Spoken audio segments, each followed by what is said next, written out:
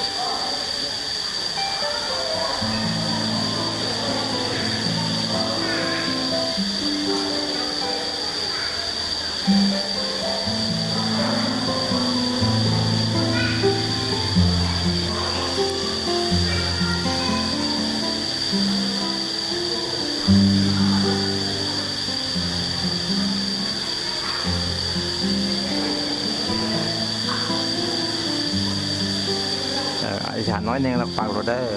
ไอ้ฉานน้อยนึงเราปักรถโอเคปักเลขก็ได้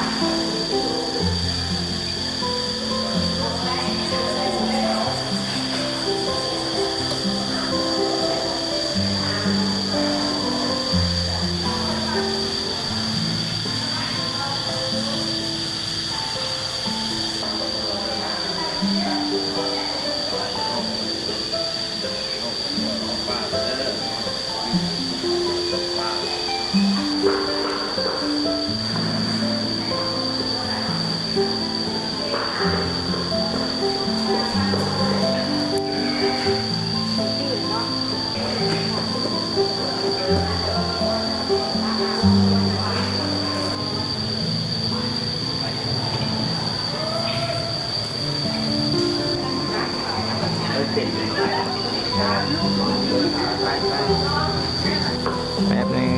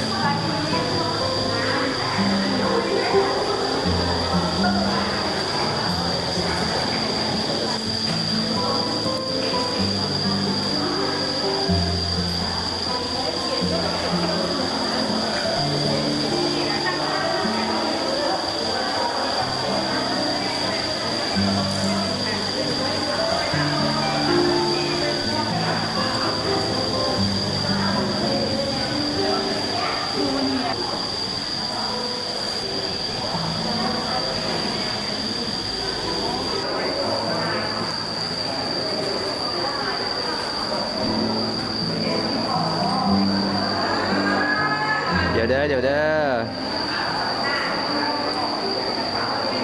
แล้วก็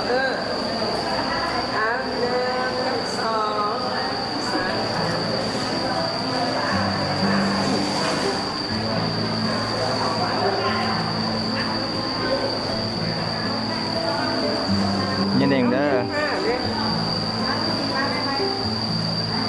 กำลังทายอยู่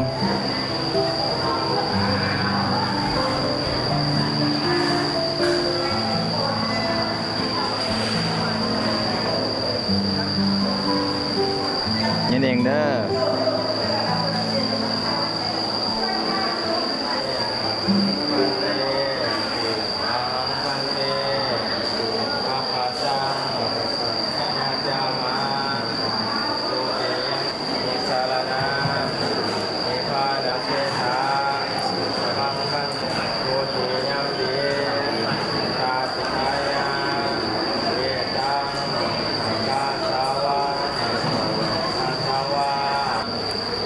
สารนะนิพพานะสัสสิกาดานาทายา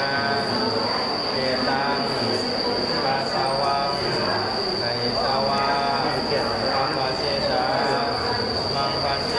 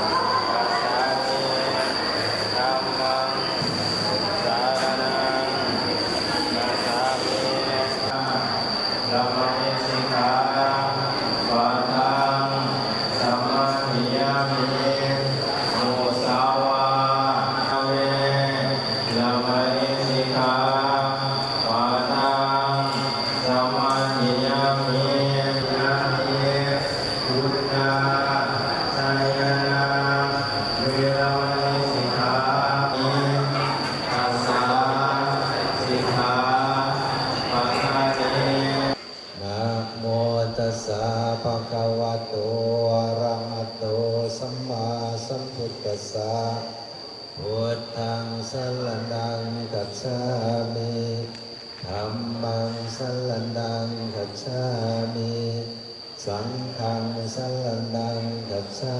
มิทุติยมปิพุทธังสรณังคัจฉามิทุติยมปิธัมมังสรณังคัจฉามิทุติยมปิสังฆังสรณังคัจฉามิตติยมปิพุทธังสรณังคัจฉามิตติยมปิธัมมังสรณังคัจฉา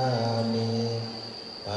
ติยมปิสังฆังสรณังคัจฉามิอุปสวันทามิพันเตสัพพังอัปปลาทังธรรมะทะเมพันเตมยากตังปุญญังสามินาอนุโมทิตาพังสามินากตังปุญญังไมหังอาตาพังสาธุสาธุสาธุอนุโมทามิ นะโมตัสสะภะคะวะโตอะระหะโตสัมมาสัมพุทธัสสะนะโมตัสสะภะคะวะโตอะระหะโตสัมมาสัมพุทธัสสะนะโมตัสสะภะคะวะโตอะระหะโตสัมมาสัมพุทธัสสะกุศลธัมมากุศลธัมมาพยากตาธัมมาทุกขายเวทนายสัมปยุตตาธัมมาทุกขายเวทนายสัมปยุตตาธัมมาทุกขามาสุขายเวทนายสัมปยุตตาธัมมาวิภกาธัมมาวิภกาธัมมาธัมมาเนนะวิภกานาวิภกาธัมมาธัมมาอุปาทินุปาทาริยาธัมมานุปาทินุปาทาริยาธัมมานุปาทินานุปาทาริยาธัมมาสังฆเรตสังฆเรสมิงมานังสังฆวะเยอปริมาณังอุตังอัตโตจะเจริยัญญาสัมปะทังอเวรังสัมปะทันติตัญญารังนิสิโนวาสยานุวายาวาตาสัมเมตตามิโตเอตังสันติมคิตยาภุมามิตังวิหารังอินามารุติติจานุวากัมมะศิลาวาตาสันนินาสัมปันโนกัมมิโสเอยยะเกตันนาเยสัตโตกัปปัสสยังปุณาเลติติอานิจจวัตสังขาราอุปาทวายตัมมิโนโอปาสิตาวานิโรสันติเตสังอุปาสมุสุโภอานิจจวัตสังขาราอุปาทวายตัมมิโนโอปาสิตาวานิโรสันติเตสังอุปาสมุสุโภอานิจจวัตสังขาราอุปาทวายตัมมิโนโอปาสิตาวานิโรสันติเตสังอุปาสมุสุโภสาเพสัตตมารันติธัมมาริสุธัมมาริสเรสาเทวะหัมมาริสัมเมนะทิเมตสังสายโย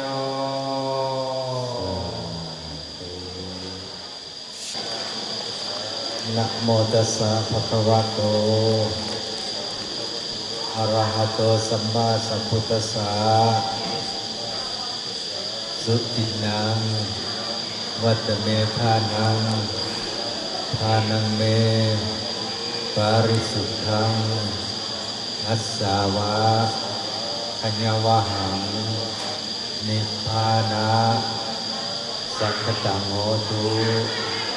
ปฏิคันหาตุอัมหากัง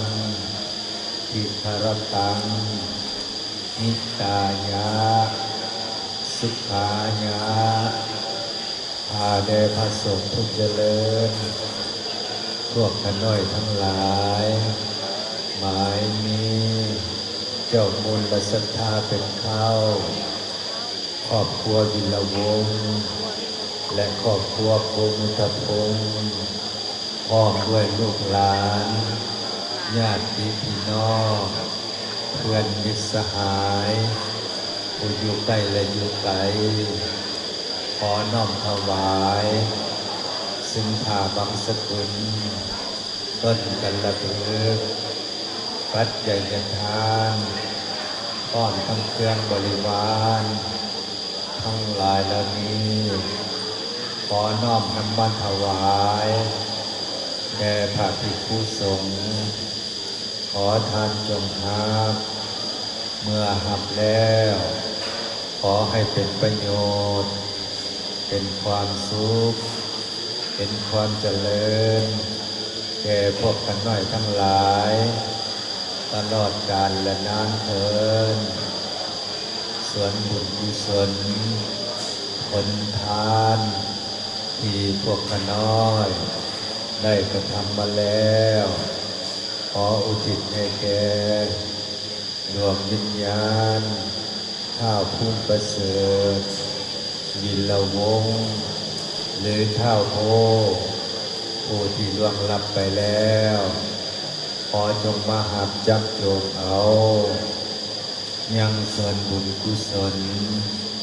ผลทานที่ได้อุทิศในอยู่นี้เหมือนดังตนเองได้กระทำเองนั่นเถิดเมื่อได้หับแล้วขอจงอนุโมทนาหากตกทุกข์ขอให้พ้นจากทุกข์หากถึงสุขแล้วขอให้สุขยิ่งขึ้นไปตราบต่อเท่าเข้าสู่พันนิพพานในอนาคตการเบื้องหน้านั่นเถิดสาธุสาธุสาธุอนุโมทนา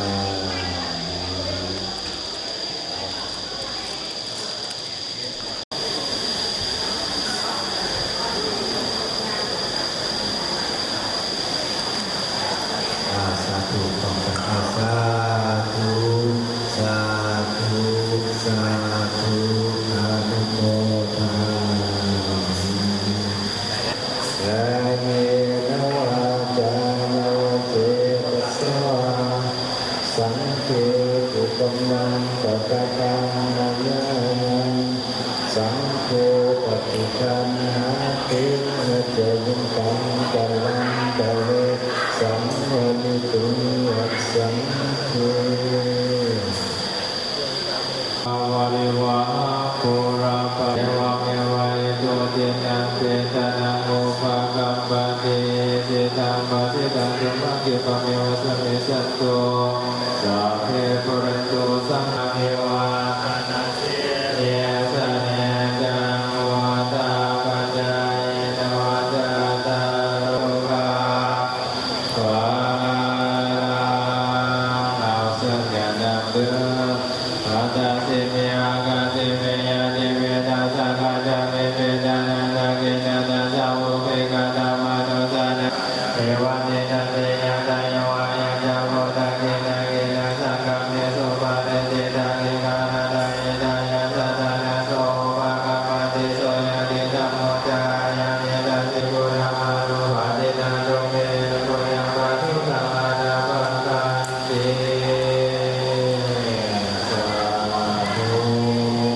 เพื่อปฏิสถานไปสนับสนุนก่อนในขณะที่กำลังทักเทียมในการเกิดง่ายชมลงจากเรือตามที่ของประเพณีก็จะเป็นตอนที่หนึ่งก็คือเรียนกับพ่อสักทีนึงพัฒนาโมเดลในช่วงหน้าใหม่นับจากนั้นจะเป็นพระสงฆ์ก็โอเคจะเป็นพิธีในการในการรักษา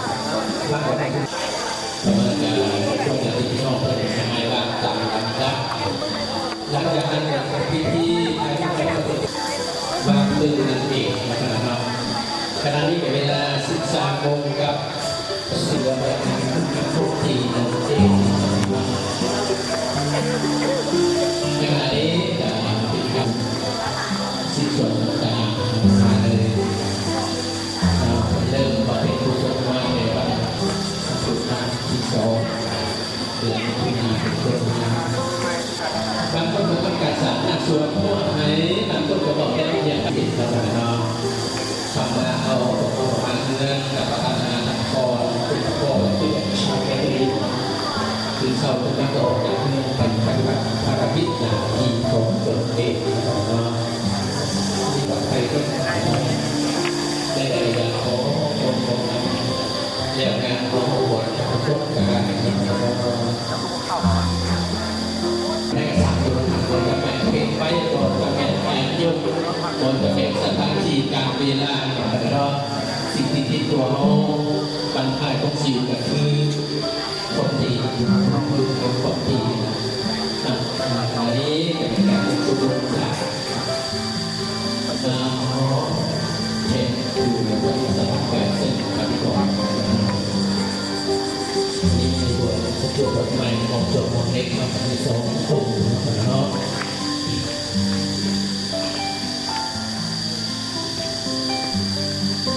เป็นตัวชีวิตสังขารข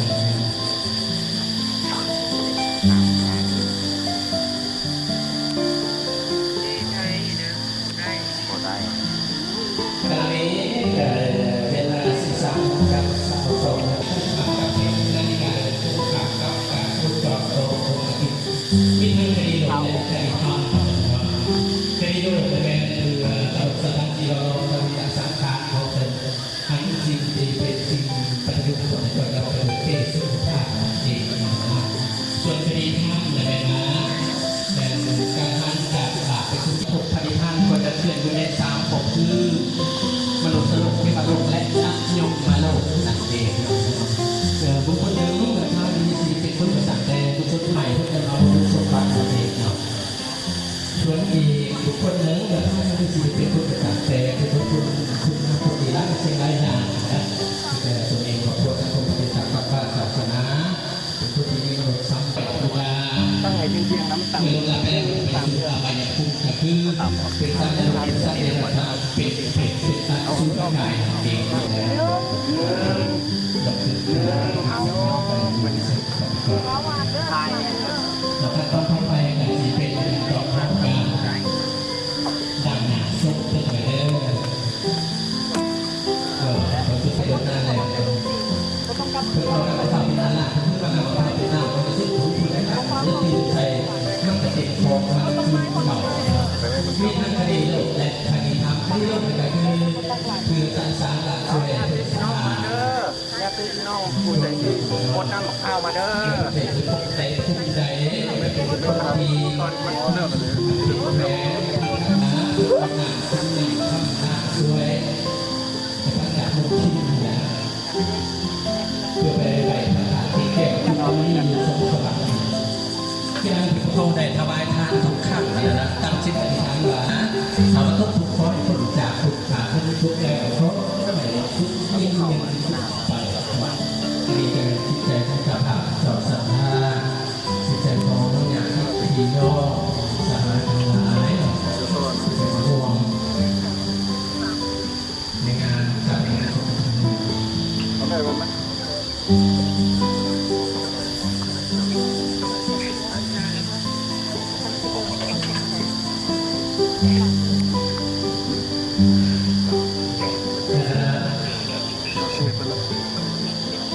สิ่งที่เรียกว่าเป็นคุณงามคนดีคนดีทุกทางเราจะต้องใช้ตัวจากคนดีสามอะไรคือจิตดีทำดีปฏิบัติดีทำไปได้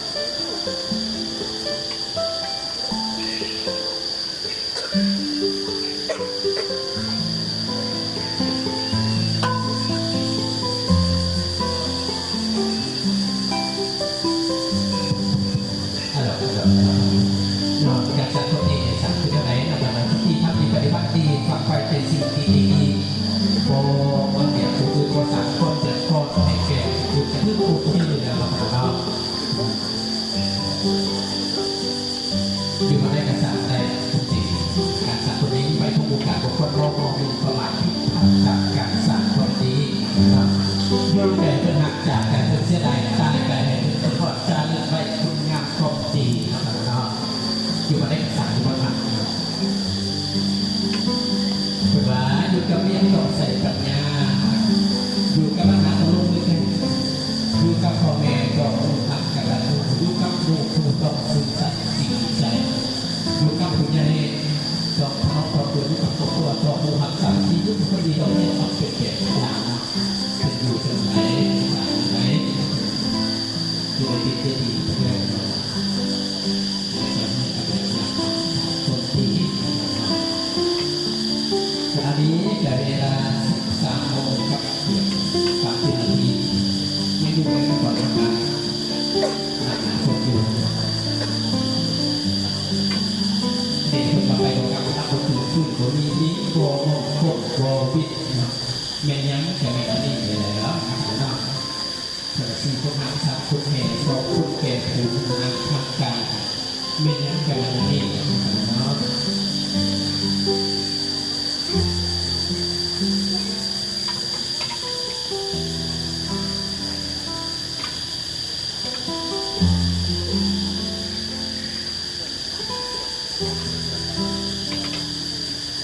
หลังจากที่นำสุดยอดแล้วนะครับ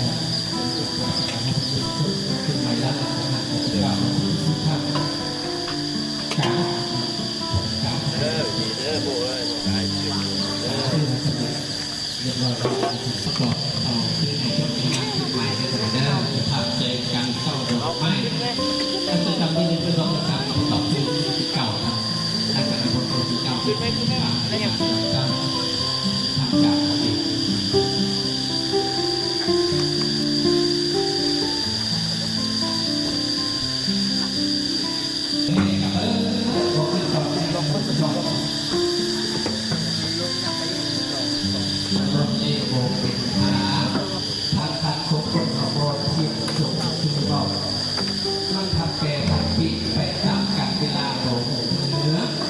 หน่อยก็ตาม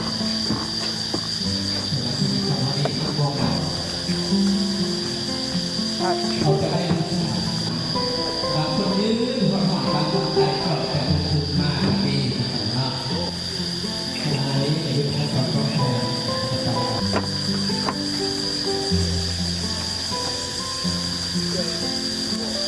มาที่เด็กบ้านแล้วมันโผล่มาเห็น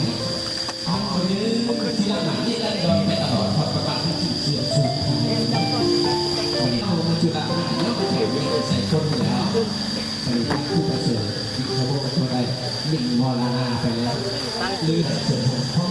ใจคุณประเสริฐแล้วไม่ไหวแต่ใจเนี่ยเสียงของในดวงวิญญาณยังสู้ฟังในหลักทางคุณก็น้องไหลคุณภาษีและตาไทยเป็นทุกใจสูงสุดของบวรพุทธศาสนาขอนอบนมัสการพระเทรานุเทระขอนับถือ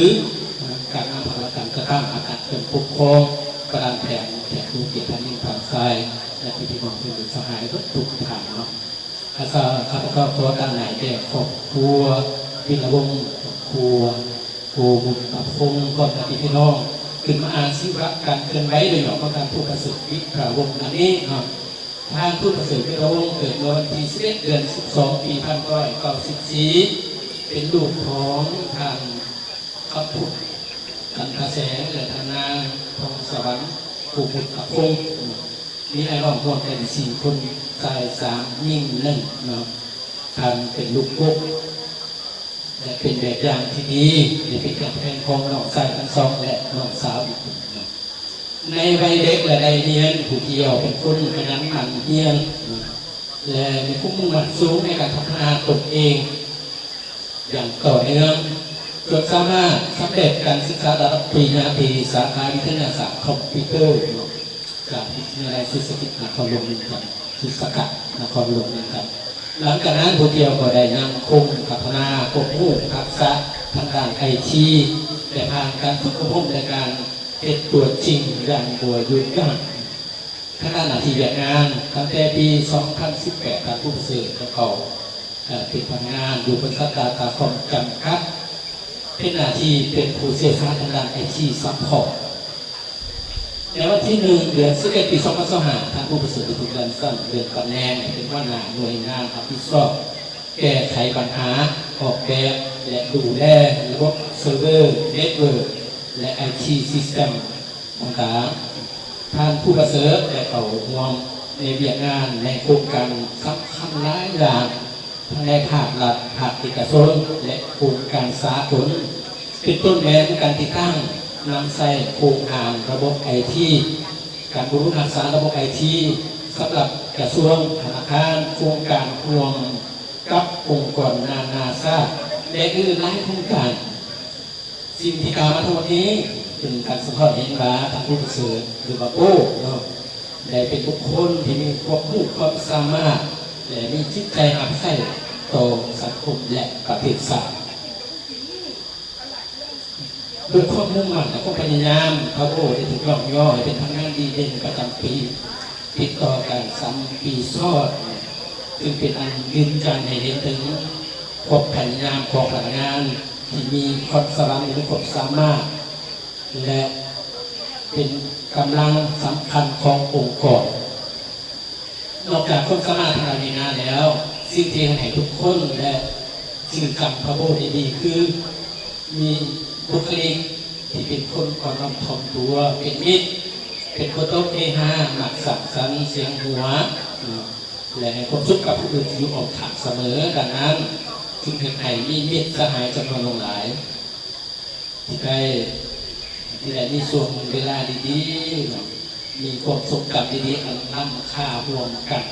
ทุกคนก็ล้วนแต่ฮักและมีมิตรภาพดีๆเสมอมาแต่กลายเป็นเรื่องที่น่าเศร้าใจอย่างนี้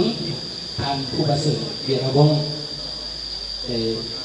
เสียชีวิตลงในวันอังคารที่2 เดือนมิถุนายน ปี 2016 เวลา 3:30 นาทีเพียงวัยอายุ 31 ปีท่านผู้ประเสริฐเวียรวงศ์ถูกชายที่หักของพ่อแม่เป็นอาที่ดีของญาติพี่น้องเป็นอ้ายที่อบอุ่นที่เต็มไปด้วยความใส่ใจและ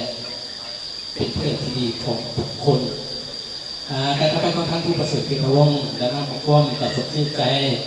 ถึงดุลเรือต่อขอบควรมีพี่น้องและเป็นมิตรสหายทุกผ่านเนาะแม่มาวันนี้ห่างไกลของท่านจะบ่อยู่นะพวกเขาอีกต่อไปแล้ว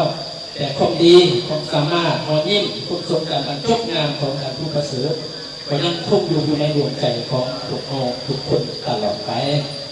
เพื่อจะผลงานคุณงามความดีและเพื่อไปอะไรแก่ดวงงานของท่านผู้ประเสริฐเป็นทางสุภาพขอเสื้อเสริมประทานในลูกยืนขึ้นเพื่อคงรอไปอะไรเป็นทางสุภาพทำขอให้ดวงงานของท่านผู้ประเสริฐในระวงในพันโกทุกกระสุสุกกะอิในสุขกะภูมิที่ดีโดยเธอขอเข้าใจผักอีกทีนึงข้าพเจ้าก็ตั้งใจแก่ครอบครัวมีระวงครอบครัวกลุ่มกับพงคนอภิพี่น้องเขาตั้งใจแก่กระทำเนี่ยกับเราขอแสดงความเคารพเข้าใจคุณร่วมเรือต่อหน้าผ่าตัดการจัดตั้งแพทย์ทุกเกียรติการพี่น้องการยิงการใช้ทุกฐาน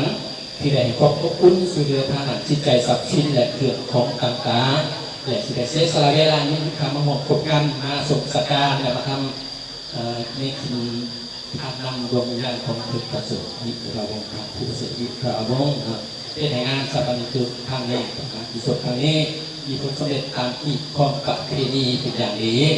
ขอเวไส้พรประเสริฐเจ้าประทานแก่ผู้มีเกียรติทุกๆทางจนสุขภาพแข็งแรงมีความผาสุกในสิ่งส่วนตัวครอบครัวการงานมีผลงานขอบผลสำเร็จในภารกิจที่ท่านกำลังดำเนินอยู่ท่านี้ขอแจ้งข้อมูลให้ประธานครับว่าเสาร์ที่6 เดือน 6 ปี2016เป็นมื้ออาหารกระเทียมวันอาทิตย์ที่ 7 เดือน 6 ปี2016เป็นมื้ออากาศพระราชทานผักเก่าคุ้งณสถานที่นี้นะครับหลังจากสำเร็จพิธีสัปดาห์ที่สดไปแล้วขอเชิญประธานก็กลับมาโดยรวมรับประทานอาหารบดเบาอาหารบานข้าวน้ำอุ่นน้ำเย็นแล้วก็ตัดกันดาทานนะครับก็แล้วขอมอบพิธีนี้ให้แก่ทางพุทธศาสนาเป็นการต่อเนาะ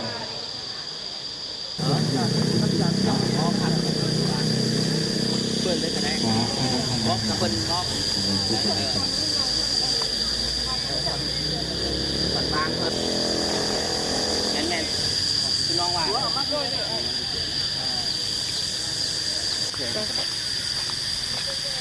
สำหรับวันที่เป็นในวันเสาร์นะครับจะมีการทานหาชาเทียมและ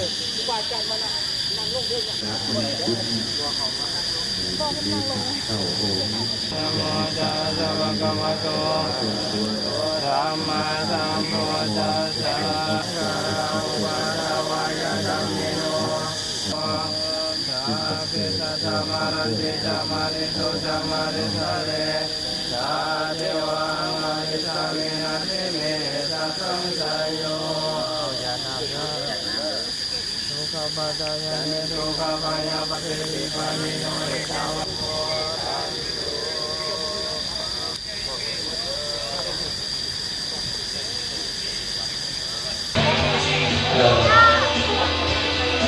ขณะนี้นี่ก็อยู่ในขั้นตอนของการออกไปเสียงนะครับอาจจะยังไม่ได้ติดแล้วตอนนี้การอยู่ในขั้นตอนท้ายเป็นการเชื่อติดประเด็น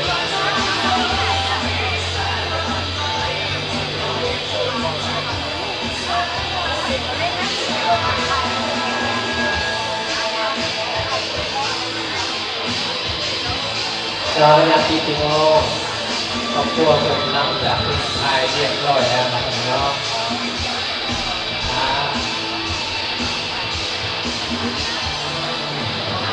บริษัทดาต้าคอมดำเนินการให้ทุกคนน้องๆน้องให้พวกไปเป็นทีละเดือนพนักงานบริษัทดาต้าคอมเยี่ยมชวนเนี่ยขนาดต่อไปเป็นขนาดใดเนาะดาต้าคอมกับเทียมก็เก็บข้อไปทุกคน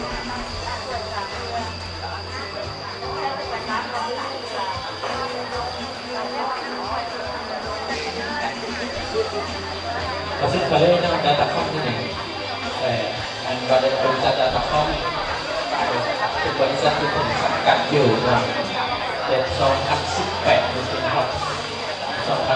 2027กับวินาทีสุดท้าย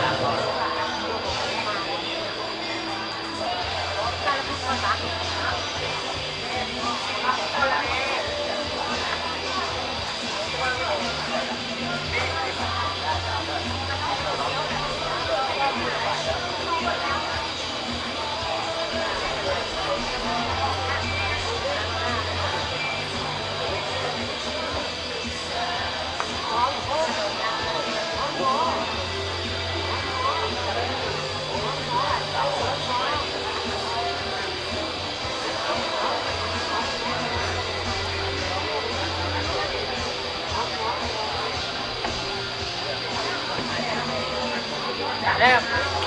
ถามเป็นไหม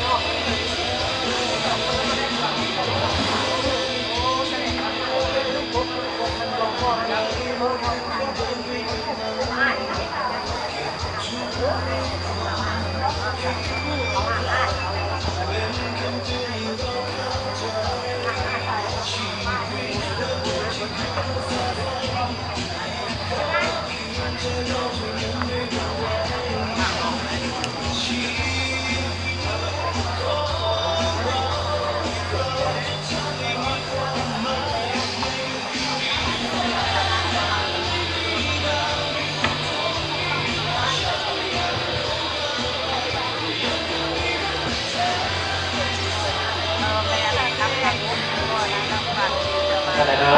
อะไรนี่กับยูในคำตอบต้องการให้เป็นความเป็นแต่เรื่องสิ่งที่ได้รู้เราจะกันไหนเกี่ยวกับตัววิทยาพงศ์หรือกับตัวมุตัดพงศ์หรืออันนี้ก็ที่เป็นโค้งคนคนเป็นกระทำเป็นรู้ที่ถูกขาดแล้วก็นะถูกห่วงในพิธีการส่วนของขบวนในวันนี้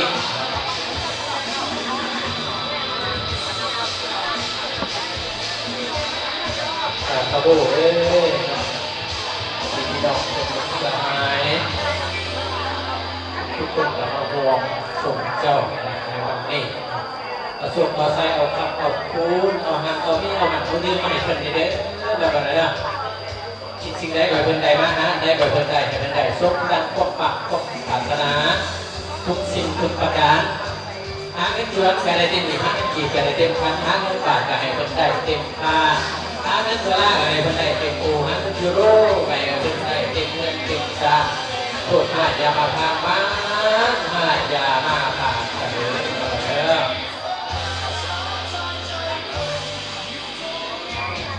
ถ้าเป็นทหารตำรวจก็จะเป็นนายพลยธรรมในใบเรื่องอะไรเด้อถ้าเป็นธุรกิจการค้าการบริการหรือทำการเป็นผู้ใดใครมาเทดังเทนั่งเทบ่าถ้าที่เป็นพนักงานการรับราชการนี้ก็ให้เป็นเจ้าคุณนายคนก็เป็นหัวหน้ากลุ่มหัวหน้ากองหัวหน้าแผนกเรื่องการเดินจนไปเลยไม่ได้อาการย่องจวนละจนติดไปเรื่อยเป็นผู้อาจารย์ชิดซ้อนไปดีคอยเป็นเมืองโอ้โหใจแจ้งที่แจ้งให้แจ้งสวรรค์มาเกี่ยวกับสิ่งนี้นี่ในทุกขั้นตอนเกี่ยวกับประเด็นทุกสัปดาห์ทุกสัปดาห์มาจะเป็นปัจจัยทางสูงจากประเทศไทยที่จะมีเรื่องที่หลายๆเนาะแต่ประเด็นนี้ที่นักศึกษาเรียนจบได้เซ็งการเกิดเกณฑ์ทุกทิศทางการเรียนการพิการเกษตรกันนี้เราก็เปลี่ยนซุ้มซ้ำไปตามเราต่อสามซุ้มซ้ำไปข้าวเราต่อข้าวซุ้มซ้ำหยอดโซฟักทุกสิ่งมาเรารับให้ได้เป็นต้นตื่นได้แสดงแบบมือแบ่งในก่อนทำกับมือมากับให้ได้แก้วหุ้นแล้วให้หุ้นเงื่อหุ้นให้ทันหุ้นปันดาวเขาให้ทันเขาดุดดังฟ้ากล้าให้ทันข้าดุดดังดวงตะเวนก็จะได้เห็นเว้นจะรู้ผู้มูจอยมันให้สตุยาพันปีความที่เดียดจะไงยามาไก่พบเจ็บไข่ยาในมีปรารถนาเงินกี่ให้ไล่มาเต็มถุงปรารถนาเงินยวนเงินดงกับไล่มายาสุกะปรารถนาเงินบาทไล่มาเต็มกาตาปรารถนาเงินยูโรเงินดอลลาร์ไล่หาเจ้าอยู่สู่ยามเงินคำไล่ลังเขาเต็มกระเป๋าจนแหกอ่างให้ไล่ลังมาดังแม่น้ำโขงไล่น้องมาดังแม่น้ำลื่นให้จงมาแบ่งบรรลุเจ้าปรารถนาทุกสิ่งทุกประการทุกการทุกพบไปเลยอย่างนั้นนะหลังจากที่ถ่ายรูปแล้วก็เป็นพิธีบางขึ้นนะครับเอาไปงานการระทึกเดินไปเลยเก็บของใช่ไหม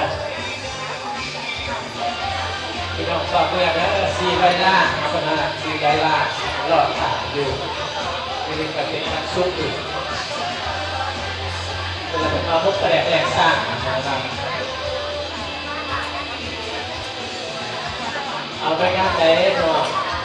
เป็นสมัยไหนเนาะอยากไปพูดกันมาเลยเดินกันเลยได้แง่เอาสู้มาโลก